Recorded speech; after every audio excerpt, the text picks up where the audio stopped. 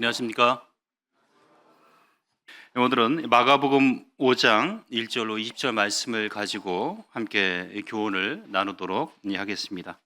본문 마가복음 5장 1절로 20절입니다. 마가복음 10번째 강의입니다. 제가 본문을 읽도록 하겠습니다. 예수께서 바다 건너편 거라사인의 지방에 이르러 배에서 나오심에 곧 더러운 귀신 들린 사람이 무덤 사이에서 나와 예수를 만나니라. 그 사람은 무덤 사이에 거처하는데 이제는 아무도 그를 쇠사슬로 맬 수 없게 되었으니 이는 여러 번 고랑과 쇠사슬에 매었어도 쇠사슬을 끊고 고랑을 깨뜨렸음이러라. 그리하여 아무도 그를 제어할 힘이 없는지라. 밤낮 무덤 사이에서나 산에서나 늘 소리 지르며 돌로 자기의 몸을 해치고 있었더라. 그가 멀리서 예수를 보고 달려와 절하며 큰 소리로 부르짖어 이르되 지극히 높으신 하나님의 아들 예수여, 나와 당신이 무슨 상관이 있나이까? 원하건대 하나님 앞에 맹세하고 나를 괴롭히지 마옵소서 하니, 이는 예수께서 이미 그에게 이르시기를 더러운 귀신아 그 사람에게서 나오라 하셨습니다. 이에 물으시되 내 이름이 무엇이냐? 이르되 내 이름은 군대니 우리가 많은 민이이다 하고 자기를 그 지방에서 내보내지 마시기를 간구하더니 마침 거기 돼지 큰 떼가 산 곁에서 먹고 있는지라. 이에 간구하여 이르되 우리를 돼지에게로 보내어 들어가게 하소서 하니 허락하신대 더러운 귀신들이 나와서 돼지에게로 들어가매 거의 2,000마리 되는 떼가 바다를 향하여 비탈로 내리다라 바다에서 몰사하거늘 치던 자들이 도망하여 읍내와 여러 마을에 말하니 사람들이 어떻게 되었는지를 보러 와서 예수께 이르러 그 귀신 들렸던 자 곧 군대 귀신 씹혔던 자가 옷을 입고 정신이 온전하에 앉은 것을 보고 두려워하더라. 위에 귀신 들렸던 자가 당한 것과 돼지의 일을 본 자들이 그들에게 알림해 그들이 예수께 그 지방에서 떠나시기를 간구하더라. 예수께서 배에 오르실 때에 귀신 들렸던 사람이 함께 있기를 간구하였으나 허락하지 아니하시고 그에게 이르시되 집으로 돌아가 주께서 내게 어떻게 큰 일을 행하사 너를 불쌍히 여기신 것을 내 가족에게 알리라 하시니 그가 가서 예수께서 자기에게 어떻게 큰 일 행하셨는지를 데가볼리에 전파하니 모든 사람이 놀랍게 여기더라. 이 군대 귀신 이야기는 이 공관복음에 모두 기록이 되어 있습니다. 마태복음 8장과 누가복음 8장, 또 오늘 본문인 이 마가복음 5장 총 49절에나 이렇게 언급이 되어 있습니다. 이런 것을 보게 될 때 하나님께서 이 사건을 대단히 중요하게 여기신 것은 아닐까라는 생각을 해보게 되었습니다. 제가 찾아보니까 제가 2023년도에 이 본문을 가지고 설교를 했었습니다. 그리고 이번에도 이 설교 이 과정 가운데에서 제 일정 때문에 순서를 바꾸다 보니까 사실은 이 다음 강의였는데 다시 또 순서가 바뀌어서 다시 이 본문으로 제가 돌아온 것을 경험하고서 주님이 어떤 특별한 교훈들을 다시 주시는 게 아닐까라고 생각이 되고 묵상이 되었습니다. 그래서 오늘 이 본문을 통해서 우리에게 주신 이 교훈들을 다시 한번 생각해 보기를 원합니다. 인생에는 세 번의 그 위대한 초청이 있다고 합니다. 첫째는 이 구원으로의 초청이고, 둘째는 이 사명으로의 초청이고, 셋째는 이 죽음을 통해서 영원한 세계로의 이 초청이 있다고 합니다. 따라서 이 구원받은 이 성도는 이 영원한 세계로 들어가기 전에 이 두 번째 초청인 이 사명을 순종하기 위해서 우리가 지금 이 땅에 살아가는 그 초청의 단계에 있다는 사실을 인식할 필요가 있는 것입니다. 어쩌면 자신의 삶도 제대로 살지 못했던, 누가 보더라도 참 아무 쓸모없는 이 무익한 사람이 어떻게 예수 그리스도를 만나 그의 삶이 완전히 변화가 되고 이후 그가 어떤 삶을 살게 되었는지 우리는 이 본문을 통해서 분명히 알게 됩니다. 예수께서 자신에게 행하신 이 큰 일, 또 예수님이 자신을 불쌍히 여기시고 고치신 그 간증이 복음이 되게 하셨고 그의 사명이 되게 하셨습니다. 오늘 함께 살펴볼 이 본문의 이 제목은 위대한 사명으로의 이 초청입니다. 함께 이 주제를 나눠보도록 하겠습니다. 먼저 1절로 5절을 보게 되면 이 제어되지 않은 삶은 이 불행하고 또 위험하다는 것입니다. 2절을 보게 되면 무덤 사이에서 나와, 또 3절을 보게 되면 무덤 사이에 거처하는 데라고 이렇게 기록되어 있습니다. 이 사람이 머물렀던 장소는 무덤이었습니다. 사람들이 쉽게 접근할 수 없는, 그래서 이 사람들과의 관계에 있어서 단절, 이 소통의 이 부재, 이 고립된 이 삶을 그가 살고 있었던 것을 보게 됩니다. 팔레스타인 지역 같은 경우 이 죽은 자를 장사할 때 이 자연동굴이나 아닌 이 석회 그 암을 이 파내서 이 무덤을 만들었습니다. 그래서 이 자신의 그 마음의 거리낌만 없다고 한다면 이 거주지가 없는 사람들이 이 동굴에서 충분히 생활할 수 있는 그런 여건이 되었던 거죠. 특히 공동묘지 같은 경우에는 이 어둠의 세력인 이 귀신 들린 자들이 거처하기 매우 안성맞춤이었던 이런 장소였던 것을 또 알 수가 있습니다. 이 가족과 또 이 사람들의 무리에서 이 동네에서 쫓겨나 이 절대적인 이 고독과 또 마치 죽음과도 같은 이 극악한 환경 가운데 처한 이 사람의 모습이 어떠했는지, 그가 어떻게 이 괴로움에 몸부림쳤는지 우리가 상상해 볼 수가 있는 것입니다. 이처럼 사람들이 쉽게 접근할 수 없도록 이 스스로를 가두고 고립시키는 것은 실로 매우 위험하고 또 불행한 것을 우리는 생각해 보게 되는 것입니다. 한 조사에 의하면 크리스천도 외롭다라고 하는 이 설문조사가 나왔습니다. 성도님들은 혹시 외로우십니까? 외롭지 않으세요? 이 놀랍게도요, 인터뷰에 이런 내용도 있습니다. 교회 다니고 있어도 외로움을 느낍니다. 예배 도중 인사를 해도 그때뿐입니다. 또 주일 예배만 주로 참석하는데 이 구역 모임을 참석을 안 해서 그런지 아무도 말을 걸어주지 않아요. 가끔씩 외롭다고 느낍니다. 이런 인터뷰를 하게 됩니다. 목회데이터 연구소에서는 2023년 5월 10일부터 31일까지 19세 이상 전국의 개신교 2,000명을 대상으로 설문조사를 했는데 그중에 46.2%가 외로움을 느낀다라고 이렇게 대답을 했다고 합니다. 그중 이 46.2% 중에서 계층별로 보게 되면 1인 가구는 약 58.8%, 2인 가구는 37.5%, 3인 가구는 46.5%로 이 혼자 사는 그리스도인들이 외로움을 가장 크게 느낀다라고 답변을 했습니다.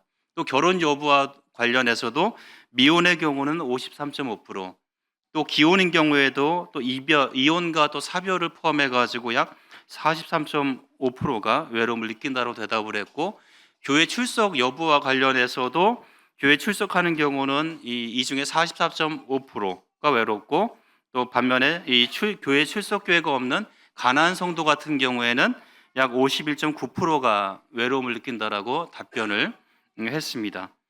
또 주일 예배에 매주 참석하는 경우는 41.2%가, 또 가끔 월 1회 참석하는 경우는 64.9%가 외로움을 느낀다라고 이 교회 이 주일 예배에 참석하지 않는 이 빈도가 이 외로움과의 그 상관관계에 있어서 영향을 미치고 있는 것을 또 알 수가 있습니다. 그리고 이 소그룹 참여 여부도 마찬가지입니다. 소그룹에 자주 참여할 경우에는 이 39.7%가, 잘 참여하지 않는 경우에는 54.4%가 이 외로움을 크게 느낀다라고 이렇게 답변을 한 이 결과가 있습니다. 즉, 이 그리스도인들이, 믿는 자들이 함께 모여서 이 서로 대면해서 말씀과 또 삶을 나눌 때 사실상 이 서로 돌아보아 이 선행을 격려하는 일들이 이 공동체 가운데 활발히 일어나게 될 때 이 외로움이 크게 감소한다는 그 결과에 이르게 되는 것이죠. 그래서 히브리서 10장 24절로 25절 말씀에 서로 돌아보아라고 말씀하고 있습니다. 서로 돌아보아 사랑과 선행을 격려하며 모이기를 피하는 어떤 사람들의 습관과 같이 하지 말고 오직 권하여 그날이 가까움을 볼수록 더욱 그리하자라고 말씀을 하고 있습니다. 그래서 서로 돌아볼 것을 말씀하고 있고 사랑과 선행을 격려할 것을 말씀합니다. 그리고 하지 말아야 될 게 뭐냐? 주님이 오심이 가까운 이때 사람들이 습관적으로 하는 일이 뭐다? 모이기를 패하는 것이다. 모이지 않는 것이다. 그런 습관은 버려야 된다라는 것입니다. 그리고 서로 격려해서 모이기에 힘쓸 것을 말씀을 하고 있습니다. 이 그리스도인 공동체는 함께 모여서 서로 돌보고 섬기고 서로 함께 기도해주고 격려하고 함께 하나님 말씀 앞에 또 예배를 함께 드림으로 인해서 사실은 이 교회가 교회다워질 수 있다는 것입니다.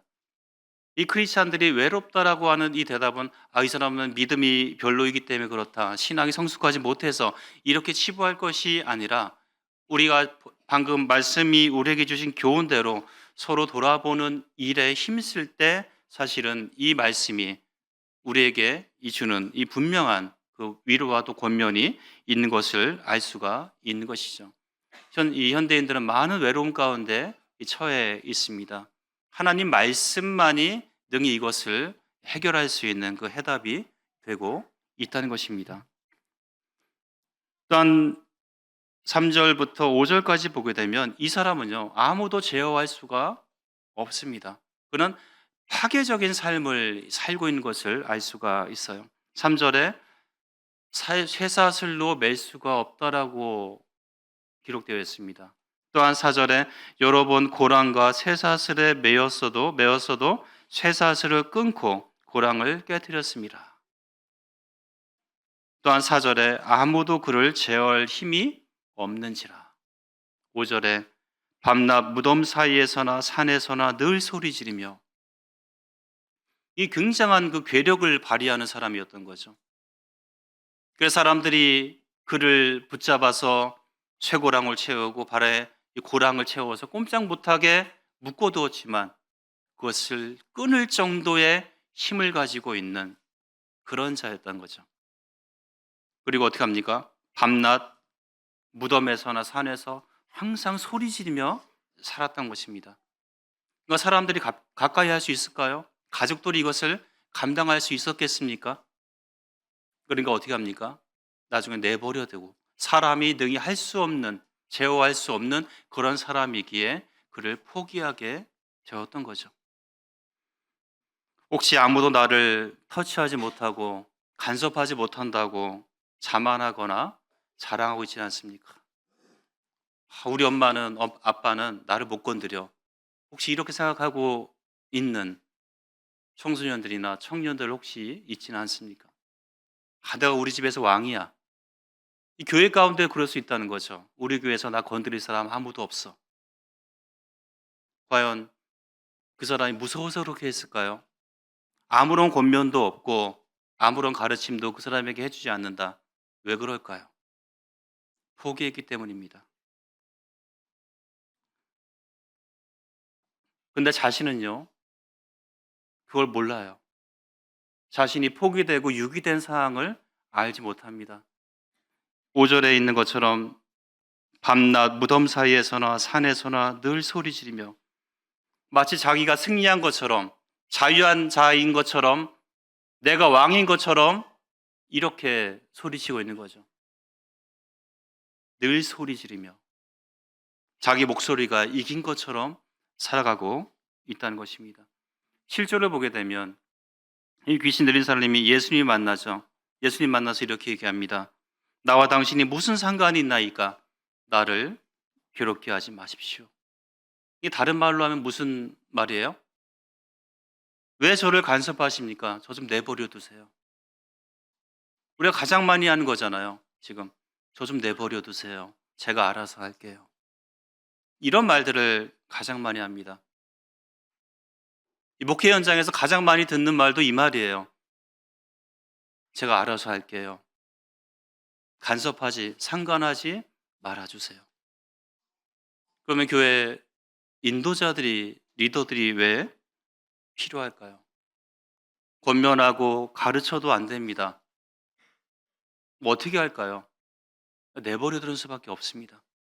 하나님이 다루시도록 할 수밖에 없는 겁니다. 이것이 가장 사실 두려운 일이거든요. 로마서 1장 28절에 그들이 마음에 하나님 두기를 싫어하며 하나님께서 그들 그 상실한 마음 그대로 마음대로 내버려 두사 합당치 못한 일을 하게 하셨으니, 마음에 하나님 두기를 싫어하는 그들에게 하나님이 내리신 징계는 무엇이냐? 그 상실한 마음 그대로 내버려 두신 것입니다. 이것은요, 하나님의 간섭, 하나님의 통치, 하나님의 영향력이 없다는 것은 믿는 자들의 삶에 있어서 고통입니다. 이것이 징계인 줄 알아야 하는 것입니다. 여기서 더 나아가서 그들이 하는 일은 무엇입니까? 합당치 못한 일을 하는 거예요. 어둠에 속한 일을 하는 것이고 거룩하지 못한 일을 하는 것이고 자기는 물론 공동체를 파괴하는 일을 하기 때문에 그렇습니다. 근데 본인은 그것이 자기 몸이, 자기 영혼이 망가지는 줄도 알지 못한다는 것입니다. 그리스도인들은요, 말씀의 통제, 성령의 그 인도하심 하에 있어야 됩니다. 저 좀 내버려 두세요. 저를 상관하지 마십시오.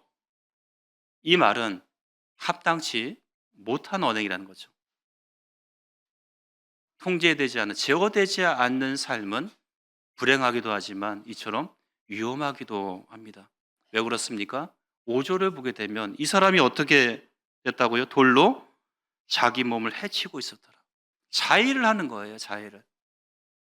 자기 몸을 해치고 자의를 하니까 사람들이 어떻게 합니까? 이 사람 그래도 불쌍하니까 살려야 되니까 쇠사슬을 가지고 와서 발에 고랑을 채워서라도 그 사람을 붙잡아 두려고, 그래도 살려주려고 무엇인가 하려고 하는 거 아닙니까?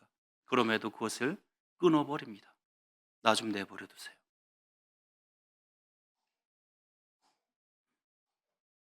돌로 자기 몸을 해하는 삶, 옷도 걸치지 않은 채 나체로 소리치며 돌아다니면서 다른 사람들의 삶조차도 불안하게 만들고 공포감을, 위협감을 조장하는 이 삶. 자기 파괴뿐만이 아니라 자신과 관계된 이 공동체에게도 그런 영향을 줄 수 있다는 것이죠. 본문을 보게 되면 이 귀신 들린 사람을 앞에 붙는 수식어가 무엇입니까? 더러운이라는 표현들이 있어요. 더럽다, 불결하다, 깨끗하지 못하다, 더러운 귀신 들린 사람이라고 그 앞에, 귀신 들린 사람 앞에 붙는 수식어가 더럽다라는 표현입니다.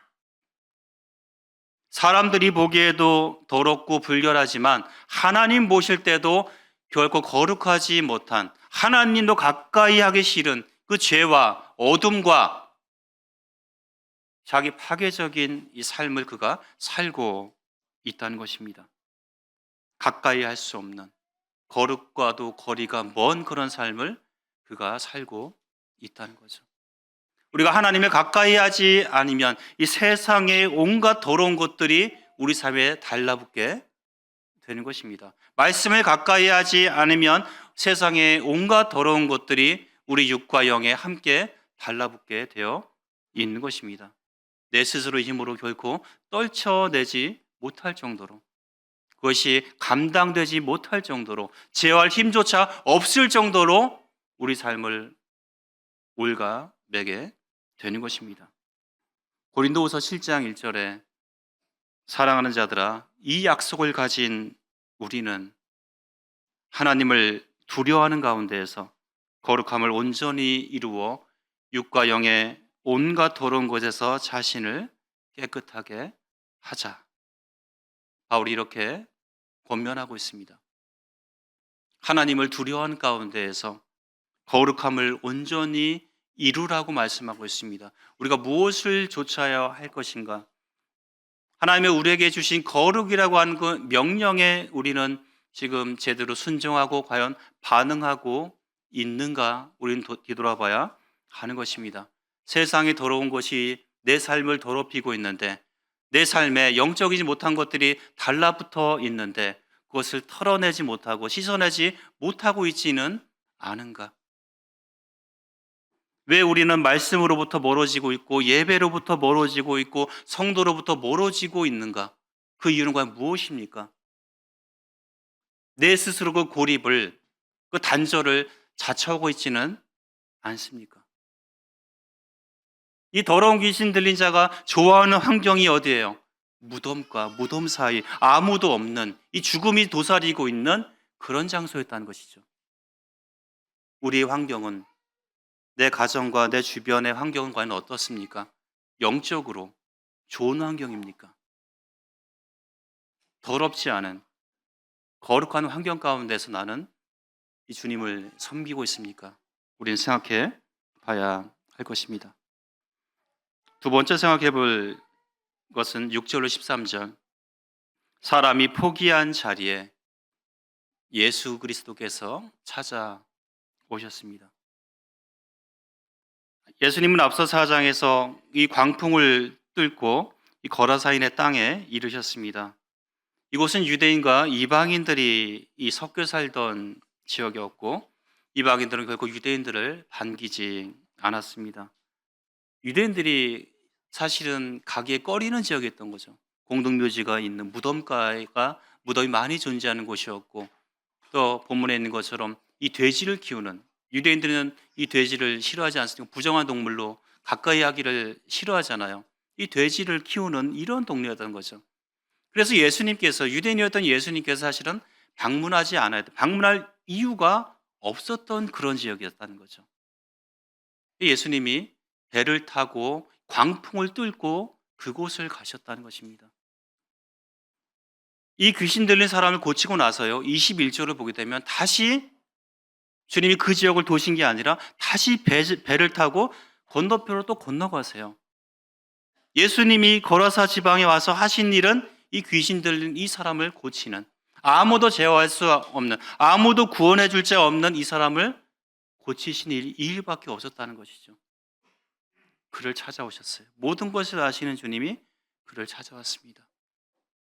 사람이 포기한 그 자리에 예수 그리스도께서 찾아오셨던 것입니다. 이 제자들은 기겁을 했죠. 광풍을 뚫고 비바람에 몰아치고 배가 침몰할 것 같은 위험한 순간을 다 지나고 나서 이제 평온한 가운데 육지에 딱 도착하자마자 어떤 일이 발생합니까? 왜 미친 사람이 옷을 홀딱 벗고 소리 지르면서 머리는 산발을 해서 달려옵니다. 마치 뭐예요? 좀비처럼 달려들어요, 소리치면서. 상상을 해보십시오. 제자들이 어땠을까요? 기겁을 했을 겁니다. 깜짝 놀랐을 겁니다. 저 사람 뭘까? 또 다른 위협에 그들이 사실은 처하게 됐을 것입니다. 성도님들, 우리도 제어되지 않는 내 고집대로, 내 마음대로 이 살던 자들입니다. 우리가 복음을 거절하고 예수 그리스도를 거절하며 살던 그런 자들입니다. 그런 자들이 오늘 이 시간 이 자리에 우리가 옷을 갖춰 입고 온전한 정신으로 이 자리에 앉아 있지 않습니까? 우리 주님을 예배하고 있지 않습니까? 이것이 우리를 찾아오신 우리 주님의 그 은혜요, 사랑인 것을 알게 되는 것입니다. 이 귀신 들린 자가 예수님을 보자마자 한 일이 무엇입니까? 6절에 있는 것처럼 그가 멀리서 예수를 보고 달려와 절하는 것이었습니다. 이 절하다는 표현을 다른 표현을 하면 그 앞에 무릎을 꿇었다라는 표현으로 번역하는 것이 더 옳다는 거죠. 예수를 딱 보니까 범상한 인물이 아니에요. 그러니까 어떻게 합니까? 그분의 탁월한 능력, 그분의 권능과 위엄 앞에 엎드리게 됩니다. 그리고 얘기하죠. 하나님의 아들 예수여라고 외치게 되는 것입니다. 그분을, 귀신도 알아보게 되었던 거죠. 이것은 신앙적인 경배가 아니라 단지 지적인 이 굴종에 불과합니다. 야고보서 2장 19절에 내가 하나님은 한 분이신 줄을 믿느냐 잘 아는도다 귀신들도 믿고 떠느니라. 귀신도요, 하나님이 한 분이신 줄을 믿고 있다라고 얘기를 하고 있습니다. 우리가 전에 소그룹에서 이 부분을 나눈 적이 있죠. 아는 것과 믿는 것의 차이가 무엇입니까? 라고 했을 때 어떤 차이가 있다는 거죠. 과연 우리는 믿음의 대상을 내가 어떻게 대우하느냐는 거죠. 내가 진짜 믿는 그분을 향해서 그분을 내 삶 가운데서 어떻게 존중히 여기고 어떻게 순종해 가느냐. 거기에 따라서 내가 믿는지 아는지가 분명히 드러난다는 것입니다. 우리가 진정 누구의 영향력 아래 사느냐 이것이 중요하다는 것입니다. 이 군대 귀신 들린 이 사람은 이 귀신의 영향력 그 지배 아래 살아갔던 삶이었습니다. 고립되고 파괴적이고 이 죽음과도 같은 그런 삶을 그가 살아가고 있었던 것이죠. 하지만 우리 주 예수 그리스도로 말미암아 거듭난 그리스도인들은 그 안에 내주하시는 성령으로 말미암아 성령의 그 인도하심, 성령의 충만하심, 말씀의 그 인도하심을 따라 사는 자들이 아닙니까? 우리에게 새 생명을 허락하셨고 새로운 성품과 새로운 인격을 우리에게 주시지 않았습니까? 우리는 이제 그 지배 아래, 그 영향력 아래 살아가는 그런 사람이라는 거죠. 그래서 우리의 언행에 분명한 변화가 필요하다는 것입니다. 내가 예수 그리스도를 믿음에도 불구하고 청소년들 사이에 흔히 하는 이 욕들이 아직도 내 입에 붙어 있는지, 내가 믿기 전에 어떤 상대방을 향해서 나를 무시하고 자존심을 상하게 하는 사람에게 강하게 쏴붙이고 그 사람을 굴복시키고 그 사람에게 상처 줬던 언행들을 나는 지금도 하고 있는지 돌아봐야 한다는 거죠. 믿는 사람들은 누구의 영향력, 어떤 영향력 아래 있는지 삶의 변화가, 그 열매가 분명히 드러난다라고 성경은 분명히 우리에게 말씀하고 있고 가르치고 있고 또 그 증인들이 분명히 있음을 이 성경이 말씀을 하고 있는 것입니다. 이 엎드린 이 귀신을 향해 주님이 말씀하시죠. 8절에 더러운 귀신아 그 사람에서 나오라. 이 더러운 귀신을 제어할 수 있는 분은 예수 그리스도 우리 주님뿐이에요. 아무도 그를 제어할 수 없었다라고 하는 그 현장에 누가요? 예수님이 찾아오셨던 거죠. 그리고 아무도 할 수 없는 그 말을 더러운 귀신아 그 사람에게서 나와라. 아무도 할 수 없는 그 말을 아무도 할 수 없는 그 능력을 예수님이 이렇게 말씀하시고 계신 거죠. 그리고 내 이름이 무엇이냐 물으시는 거예요. 너의 정체가 과연 무엇이냐라고 했을 때 저는 군대입니다. 헬라어로 레기온입니다. 레기온은 로마 이 군사 조직을 얘기해요. 약 6천 명으로 이루어진 큰 군단을 얘기하고 있습니다. 우리가 많습니다라고 얘기하고 있는 거죠. 우리가 많음이니다. 그런데 이 많은 귀신들을 누가요? 예수님 그 한 분이 그분의 능력으로 말씀 한마디로 충분히 제어하고 이기시고 쫓아내실 수 있는 거죠. 우리 진정 누구를 믿고 의지하며 살아가야 하겠습니까? 그리고 이 귀신은 자신에게 임할 그 멸망을 알고 그 예수님 앞에 간청합니다. 저 돼지떼에게 들어간 것을 허락해 주십시오. 이렇게 얘기해요. 예수님이 이를 허락합니다. 어떤 일이 발생합니까? 사람들은요, 한 번도 보지 못했던 장면을 목격합니다. 공포스러운 장면을 목격하게 돼요. 왜? 돼지 죽는 거 본 적 있으십니까? 시골에서는 어떻게 죽여요? 망치로 그냥 이렇게 때려서 죽이죠, 그죠? 뭐 그런 장면은 이제 본 적이 있는데 살면서 2,000마리의 돼지떼가 바다를 향해서 내리막길을 향해서 질주한다고 생각해 보십시오. 그것은요, 너무나 큰 공포입니다. 큰 두려움입니다. 물속에 둥둥 떠 있는 돼지의 사체들을 한번 생각해 보십시오. 난리가 난 일이 아니겠습니까? 하나님이 보실 때 우리 인생도 이와 같다는 거예요. 이 돼지들은 자신들이 이렇게 죽을 줄 알았을까요? 몰랐어요. 마치 우리 인생들이 지옥을 향해서 자신이 죽는지도 모르고 이렇게 내달리고 있는 이런 모습이라는 거죠. 우리가 마치 그와 같은 삶을 살던 자들이 아닙니까? 그런 우리에게 누가요? 예수 그리스도께서 찾아오셨습니다. 우리의 삶을 제어하셨고 우리를 이끄신 이 하나님의 사랑, 우리 주님의 사랑을 우린 찬양하게 되는 것입니다. 예수님께서 돼지 2,000마리보다 이 한 사람의 영혼, 잃어버린 한 마리의 그 영혼을 위해서 오셨다는 이 사실, 그것이 우리에게 너무나 큰 은혜요, 감사요, 찬양의 제목이 되는 것입니다. 모든 사람이 포기한 그 자리에 예수 그리스도께서 오신 것입니다. 14절, 20절을 보게 되면 이 무익한 인생이 이제 복음의 사명자가 되게 하셨습니다. 이 사람은요, 아무 자신의 삶도 주체할 수 없는, 사람답게 살 수 없는 그런 사람이었습니다. 그런 자를 주님이 부르셨던 거죠. 14절로 15절을 보게 되면 이 예수님을 통한 삶의 변화는요, 모두를 놀랍게 했습니다. 고침받은 이 자신도 놀랐지만 이 고침받은 이 사람의 이 변화된 모습 앞에 이를 목격한 사람들도 두려움에 빠지게 되었던 거죠. 이 귀신 들린 이 사람도 자신에게 일어난 이 일을, 기대하지 않았던 이 삶을 그는 살게 되는 것입니다. 우리도 내가 이렇게 살 줄 몰랐잖아요. 주일날 맨날 낚시하라고 하고 놀러 가고 했던 우리가 매주일 이렇게 예배드리기 위해 이 자리에 모였다는 게 놀랍지 않습니까? 함께 서로 주와 복음을 위해서 협력하고 서로 살아가고 있는 이 모습, 동역하는 이 모습이 놀라운 일이 아니겠습니까? 구원받고 내 삶은요, 무엇이 달라졌을까요? 나 변했어요. 이 말이 아니라 이 본문을 보게 되면 사람들이 어떻게 되었는지를 보러 와서 뒤에도 옷을 입고 정신이 온전하여 앉은 것을 보고 실제로 이 사람의 모습을요, 타인들이 와서 보고서 얘기하는 거예요. 뭔가 변했네. 이 사람이 이렇게 옷을 차려입었네. 정신이 온전하네. 이 변화는요, 내가 인정하는 것이 아니라 다른 사람들이 인정한 것이었습니다.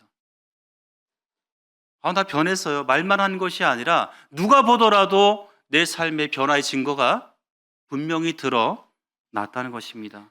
그리스도인들은요, 거듭난 사람들은 반드시 내주하신 성령으로 인해서 변화되어야 합니다. 나는 원래 이런 사람이에요. 내 성격 못 고쳐요. 이건요, 성령의 그 내주하심을, 인도하심을 거절하는 것입니다. 내 성격이, 내 언행이 누군가에게 상처를 주고 누군가를 아프게 하고 누군가를 파괴하는 그런 행동이라고 한다면 그것은 말씀으로 성령으로 고침받고 변화되어야 될 요소라는 거죠. 그럼에도 불구하고 나 내 성격 못 고쳐요. 난 원래 이런 사람이에요. 이건요, 말씀을 거부하고 성령을 거부하는 언행이라는 거죠. 그것이 파괴적이고 누군가를 상처 주는 언행이라고 한다면 반드시 고쳐져야 하는 행동입니다. 그것을 다른 사람이 저 성도님, 저 형제님, 자매님 변했네. 무엇인가 삶의 변화가 있네. 이게 나타나야 하는 것입니다. 우리 매 순간 선택과 이 결정의 때 성령의 인도하심과 도우심 가운데에서 하나님이 기뻐하시는 그 일을 먼저 생각해야 합니다. 사람들은 그 결정과 선택을 통해서 그가 누구인지를, 그가 어떤 사람인지를 생각하게 되는 것입니다. 16절로 17절을 보게 되면 진짜 비극이 일어납니다. 진짜 비극은요, 예수 그리스도를 거절하는 것이었습니다. 17절에 그들이 예수께 그 지방에서 떠나시기를 간구하니라. 이 사람들이요, 예수님의 그 능력 앞에 엎드린 것이 아니라 그 지방에서 떠나기를 간구하는 거예요. 앞서 군대에 계신 이 돼지떼에 들어가기를 간청하자 예수님께서 허락하셨습니다. 왜 허락하셨을까요? 주님은 어떤 일이 일어날지를 분명히 알고 계셨는데 왜 허락하셨을까요? 사람들로 하여금 이 사단의 정체, 이 마귀의 정체, 이 귀신의 정체가 무엇인지를 분명히 각인시켜 주시기 위해서 그들에게 충격과 공포를 안겨다 주신 거예요. 아무도 제어할 수 없는 이 귀신 들린 사람을 정신을 차리고 옷을 입고 똑바로 앉아 있는 이 모습과 대비시켜서 누가 진짜 생명의 주인이 되시는지, 누가 진정한 치료자가 되시는지, 누구에게 우리 삶을 의탁해야 되는지를 분명히 보여주기 위해서, 대비시켜주기 위해서 그것을 허락하셨던 거죠. 사단은 파괴자이지만 예수 그리스도는 생명의 주유가 되시고 살리시고 또 살게 하시는 분이라는 사실을 분명히 보여주고 계신 것입니다. 이 귀신은요, 최후까지도 사람들을 파괴시키고 피해를 입히는 일에만 주목했던 거죠. 돼지 2,000마리가 그 당시에 얼마나 큰 재산이었습니까? 한 마을의 이 경제적 기반이었을 거예요. 그들의 생업이었습니다. 근데 한꺼번에 한날에 이 돼지떼가 몰살을 당했습니다. 이 귀신은 가만히 있지 않았어요.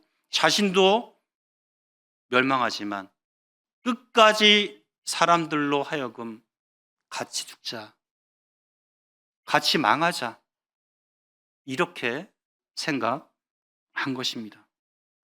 이 파괴적인 행동은 바로 이 사단으로부터 온 것이죠. 그래서 우리는 이 부분을, 마귀도 지금, 사단도 지금 계속해서 이 일을 하고 있다는 사실들을 우리는 기억해야 하는 것입니다. 우리가 어떤 영향력을 받고 살아가고 있는가? 우리가 보는 드라마나 영화나 음악이나 게임, 우리가 빠져나오지 못하는 그 중독된 것들이 우리의 생각과 우리의 마음을 사로잡고 있습니다. 그 영향력 하에 우리가 살아감으로 인해서 어느 순간 이 교회에서, 이 기독교 내에서 이 동성애가, 혼전순결이, 또 교회 내 인본주의와 교회의 또 정치 세력화가, 이런 것들이 차츰차츰 가만히 들어오게 되는 것입니다. 어느 순간에 스며든다는 것이죠. 이 사람들은요, 이 귀신 들린 사람의 이 모습, 무덤에 있는 악한 영향력 아래에서 살다 보니까 예수님을 반기지 않았어요. 영적인 것들을, 뭐가 더 중요한 것인 것을 놓치고 살고 있었던 거죠. 오늘 얼마나 많은 사람들이 우리 구주의 임재와 이 복음을 믿음으로 인해서 자신들이 받게 될, 자신들의 계획과 자신들이 잃어버리게 될 것을 계산하면서 복음을 거절하고 있습니까? 물론 얼마나 많은 사람들이 거라사인들의 이런 슬픈 경험을 아직도 따르고 있습니까? 이것이 진짜 비극이고 이것이 진짜 불행 아니겠습니까? 사명자가 사명자로 살지 않는 것, 복음을 전해야 할 그리스도인들이 욕심 때문에, 육체적인 그 정욕 때문에 복음을 망치고 그리스도를 욕되게 하는 것이 진짜 비극이고 불행한 삶 아니겠습니까? 18절로 20절을 보게 되면 이 귀신 들린 사람은 예수님께 얘기해요. 예수님과 함께 있기 원하는 이 마음을 내비칩니다. 제가 주님과 함께 하겠습니다. 제가 사람답게 살지 못했는데 예수님 때문에 제가 이제 온전한 정신을 차렸고 제가 이제 사람답게 살게 되었는데 제 평생에 제 모든 것을 바쳐서 주님 함께 하겠습니다. 주님이 계신 곳에 제가 함께 하겠습니다. 이렇게 얘기해요. 이것이 뭐 잘못됐습니까? 마땅히 그래야 되잖아요. 내 이제 예수님이 내 생명의 주인인데 제가 그렇게 살아야 되잖아요. 근데 주님이 이것을 허락하지 않으셨어요. 19절에 허락하지 않았다라고 말씀을 하고 계십니다. 이 사람은 자신이 원하는 것이 있었지만 주님이 이것을 허락하지 않았어요. 이 아무 쓸모없던 무익한 자가 주님 위해 살겠다고 했는데 주님은 그걸 허락하지 아니하시고 이제 다른 사명을 주세요. 이 무익한 자에게 사명을 주십니다. 19절에 집으로 돌아가 주께서 내게 어떻게 큰 일을 행하사 너를 불쌍히 여기신 것을 내 가족에게 알려라. 말씀하십니다. 주님이 그에게 처음 명하신 것은 집으로 돌아가라입니다. 그리고 내게 일어난 큰 일을 내 가족에게 알리라는 것입니다. 자신의 삶도 인생도 제대로 살지 못한 자에게 주님이여 사명자가 되게 하십니다. 그가 고침받은 주님이 그에게 행하신 이 놀랍고 큰 일이, 이 간증이 복음이 되게 하세요. 너의 간증이 복음이 되게 하신 거죠. 그것이 사명이 되게 하신 것입니다. 여기서 주목해 볼 것이 먼저 집으로 돌아가라는 것입니다. 주님 따라다니는 것이 아니라 너는 집으로 돌아가라. 우리의 간증이 처음으로 나타나야 될 곳이 어디다? 가정입니다. 우리가 변해야 될 곳이 가정에서부터 시작돼야 합니다. 우리는 교회에서 다른 사역지에서 더 큰 일, 더 많은 사역들을 어쩌면 감당할 수가 있어요. 어쩌면 우리 이름을 낼 수가 있고 우리가 주님을 위해서 더 큰 헌신을 할 수 있다라고 자부심을 얘기할 수가 있습니다. 그런데 우리의 가정은요, 우리의 실체가 드러나는 곳입니다. 주님은 우리의 실체가 드러난 그 가정에서 우리가 먼저 주님이 우리에게 행하신 그 큰 일이 실현되기를 원하시는 거죠. 우리의 가정이 먼저 경건해지기를 원하십니다. 가정에서 우리 믿는 자들이 먼저 변화되고 우리 가정에서 먼저 우리 주님을 예배하기를 원하십니다. 우리 그리스도인들의 이 가정이 하나님을 예배하는, 진짜 이 그리스도를 존중히 여기는 건강한 가정이 되기를 원하신 거죠. 그래서 주님은 오늘을 사는 우리들에게 집으로 먼저 가라고 말씀하십니다. 우리 가정에서 나는 어떠한 사람인가? 가정이 먼저 건강하고 경건해야 하는 것입니다. 20절에 그가 가서라고 얘기하세요. 그는 순종했습니다. 그가 집으로 가서 가정에서 자신에게 당한 그 놀랍고 큰 일들을, 우리 주님께서 그를 불쌍히 여기신 그 일을 증거했을 것입니다. 네, 여기서 그치지 않았어요. 그 열정이, 그 안에 계신 성령으로 인해서 그는 더 이상 가만히 있을 수가 없었겠죠. 그는 데가볼리 지역에서 자신에게 일어난 그 일을, 그 간증을 하고 다녔을 것입니다. 복음이 증거된 것입니다. 우리 주님이 어떤 분이신지, 예수 그리스도께서 어떤 분인지를 증거했을 거예요. 이 데가볼리 지역은 이 헬라어로 데가폴리스라고 합니다. 이 도시는 이 그리스의 그 알렉산더 대왕이 팔레스틴에 세운 10개의 도시를 의미해요. 그는 그 지역에 다니면서 이방인들에게 예수 그리스도를 증거했을 것입니다. 데가볼리의 전파하니 모든 사람이 놀랍게 여기더라. 주님이 그에게 처음 명하신 것은 가정에 먼저 가라는 것이었어요. 어쩌면 아무 작은 일, 보잘것 없는 그런 일이었겠죠. 그런데 그가 순종하자 그는 데가볼리 지역에서 주님을 나타내는 사명자의 삶을 그가 살게 된 것입니다. 자신이 입게 될 손해를 개선했던 사람들은 우리 주님을 거절했고 거부하고 그 지방에서 떠나도록 요청했지만 순종한 이 사람은 더 많은 것들을 얻게 되었습니다. 무익한 자가 사명자의 삶을 살도록 주님이 초청하셨던 거죠. 결론적으로 믿는 그리스도인들은 이 성령의 인도하심과 충만하심 속에 살아가야 합니다. 더러운 귀신 들린 사람과 더불어 살던 사람들은 어느덧 그 악한 영향력을 받아서 결국 예수님을 거절했습니다. 내 삶 속에 이 환경은 영적으로 좋은 영향력을 바꿔줄 수 있는 환경인지 우린 돌아봐야 하는 거죠. 또 무익한 내게 이 복음의 사명을 맡기셨습니다. 순종하고 충성되면 비록 그것이 지금은 작게 보일지라도, 아무도 알아준다 할지라도 순종하면 또 충성되면 주님이 더 큰 일들을 그에게 맡기실 거라고 하는 믿음이 우리에게 필요한 것입니다. 세 번째는 주님이 나를 포기하지 않고 찾아오셨듯이 우리도 주님의 사랑으로 포기하지 말고 우리 주변의 이웃들과 성도들을 사랑해야 합니다. 사람이 포기한 그 자리에 우리 주님이 찾아오셨듯이 우리도 찾아가야 하는 것입니다. 성도님들, 이 위대한 사명으로의 이 초청에 순종하시겠습니까? 우리 부름받아 나선 이 몸 함께 찬양하시겠습니다.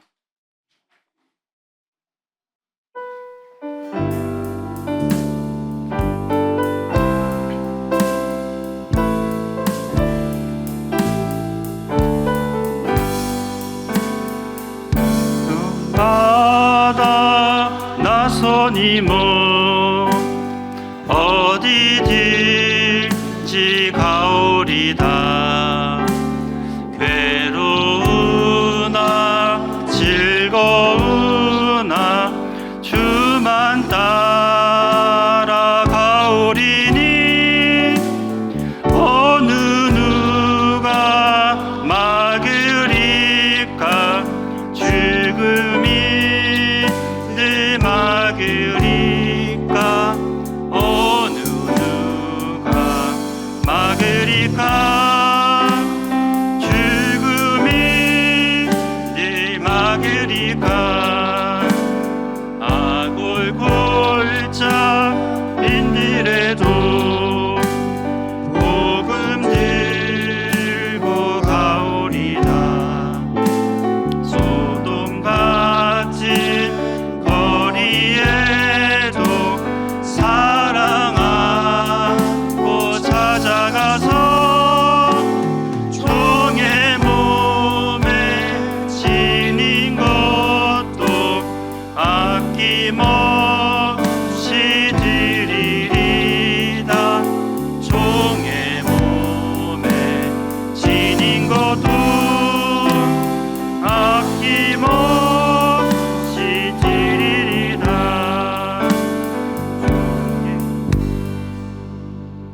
기도하시겠습니다. 아버지 하나님, 은혜를 감사합니다. 사람들이 포기한 그 자리에 주를 구원하시기 위해서 찾아오신 예수 그리스도를 저를 하여금 영접하게 하시고 우리 주님의 이 말씀과 또한 성령의 그 인도하심 가운데에서 저희가 살아갈 수 있게 인도하신 거 감사합니다. 저희가 새 생명과 또 새 성품과 새로운 인격으로 살아가게 하시고 저희 변화된 삶이 간증이 되게 하시고 복음이 되게 하신 거 감사합니다. 이 사명자의 삶을 저희가 살아갈 수 있도록 인도해 주시기를 원합니다. 또 저희도 참 주님이 잃어버린 영혼들을 찾아오셨듯이 잃어버린 영혼들에게 다가가는 이런 저희들 될 수 있도록 인도해 주시기를 원합니다. 이 위대한 이 사명으로의 초청에 저희가 아멘으로 순종할 수 있도록 인도하시기를 원합니다. 말씀 인도하신 거 감사합니다. 우리 주 예수 그리스도의 이름으로 감사하며 기도드렸습니다. 아멘. 수고하셨습니다.